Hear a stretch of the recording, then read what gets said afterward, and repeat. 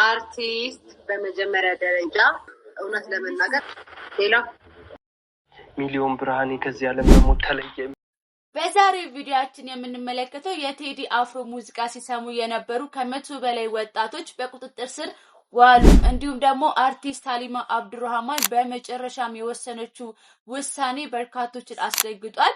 ምንድነው የወሰነችው ውሳኔ የሚለውንም አብረን እንመለከታለን።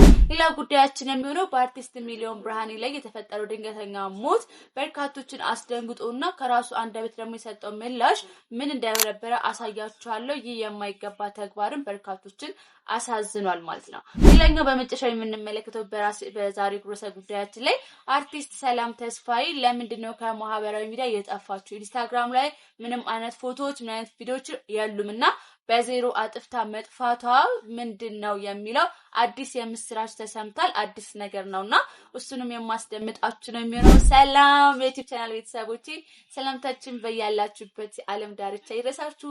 ይህ ምን አሉ ሾው የዩቲዩብ ቻናላችን ላይ ነው። ማህበራዊ ድረገጽ ላይ ሲዘዋወሩ ያገኘናቸውን ለቀም አድርገን ምን አሉ ብለን ወደ እናንተ እናቀርብላችኋለን። በእነዚህ ርዕሰ ጉዳዮች ላይ የእናንተን ሀሳብ አስተያየት ኮሜንት ላይ ያደረሳችሁ አብራችሁን ቤተሰብ መሆን ትችላላችሁ። እኔም ላቀርብላችሁ ነው። ወደ ዝርዝር ልውሰዳችሁ።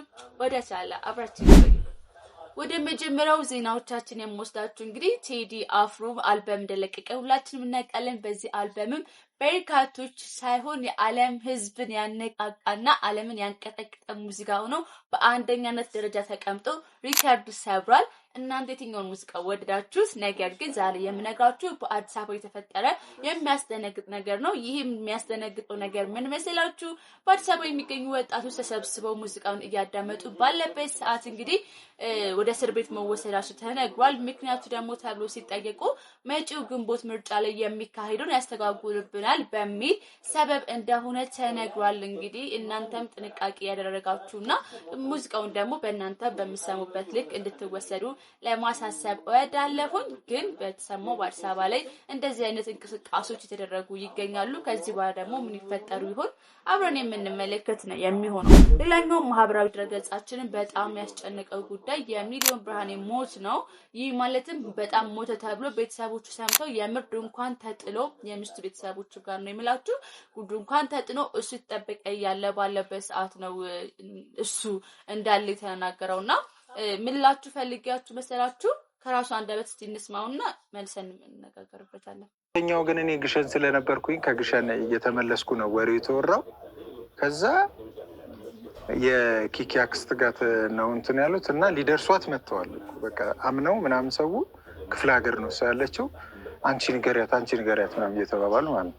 እና ሚሊዮን ብርሃኔ በዚህ ሰዓት ምንም የሚያውቀው ታሪክ የለም። ምን ይፈጠር ምን ይሁን ምንም የሚታወቅ ነገር የለምና አንዳንድ ጊዜ የምታረጉት ነገሮች በሙሉ ማህበራዊ ድረገጾቻችን ላይ ቤተሰብን የሚያስከፋ የሚያሳዝን ብዙ ውሳኔዎች ውስጥ የሚከትነውና ፕሊስ እንደዛ ነገሮች ላይ አጠቃቀም ላይ ጥንቃቄ ብታደርጉ።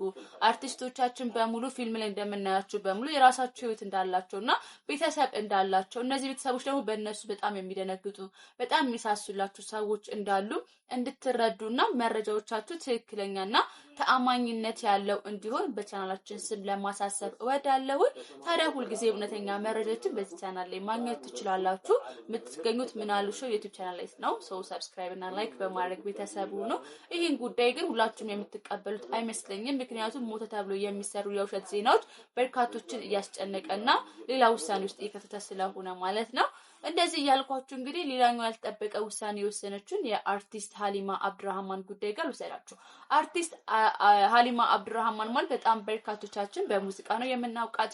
ታዲያ አሁን የወሰነችው ውሳኔ ሙዚቃ የሚባል ነገር አቁማ ወደ እስልምና ሃይማኖት ተሰብስባለች። ይህን ጉዳይ ደግሞ በርካቶቹ እንዴት አንድ ሙዚቃ እንኳን ሳትለቅልን ሲሉ ቅሬታቸውን እያሰሙ ይገኛሉ። እናንተ ምን ትላላችሁ? እንግዲህ የሰው ልጅ ዓለም በቃኝ ብሎ ወደ እግዚአብሔር ሲሰበሰብ ወይ ወደ ፈጣሪው ሲጠጋ እንግዲህ ዘፈኑልን ያሉ ባዎቹ ጥሩ ብዙ ማስፈላጊ አይመስለኝም። ምክንያቱም ሰው ውሳኔውን መወሰን ይችላል። ለዛም ደግሞ ዓለም በቃኝ መዝሙር ነው የምዘምረው ወደ ፈጣሪ መጠጋት ፈልጋለሁ የሚል ሰው ተገኝቶ ባለበት ሀገር ላይ ዘፈን ለምን አልዘፈነችም ብሎ ቅሬታ ማሰማቱ አግባብ አለው ብዬ አላስብምና እንኳንም ወደ እግዚአብሔር ተጠጋሽ እንኳን ወደ ፈጣሪ ቀረብሽ ብሎ የእውነቱን መንገድ ማሳየት የተሻለ ነው ብዬ አምናለሁ። እናንተ ምን ምን ትላላችሁ? ሐሳብ አስተያየታችሁን አጋሩ። ሌላኛው እንግዲህ ተወዳጇ አርቲስት ሰላም ተስፋዬ ከማህበራዊ ሚዲያ ላይ መጥፋቷ በርካቶቻችን ብዙ ነገር እንድንገምት አድርጎን ነበረ። በመጨረሻ እንግዲህ የተሰማው ነገር ከጠበቅነው በተቃራኒ ሆኗል። በርካታ ማህበራዊ ድረገጾች ላይ ሰርጀሪ የተሰራች ነው ፎቶዎቿ የደለተቻቸው የድሮ ፎቶዎቿ ስለሚደብሩ የጠፋችሁ ምናምን የተባለ መላምቶች ሲሰጡ ነበረ። ይህ ግን ከእውነት የራቀ ነው። እውነታው ሰላም ተስፋዬ በአዲስ ብራንድ ልትመጣ እንደሆነ የቅርብ ጓደኞቿና ቤተሰቦቿ ተናግሯል።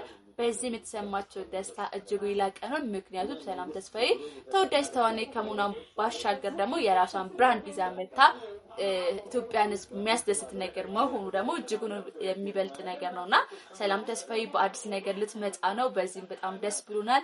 የተሻለ ነገር አቅም እንዳለሽ የተሻለ ነገር እንደምታደርግ ደግሞ ዊናው እና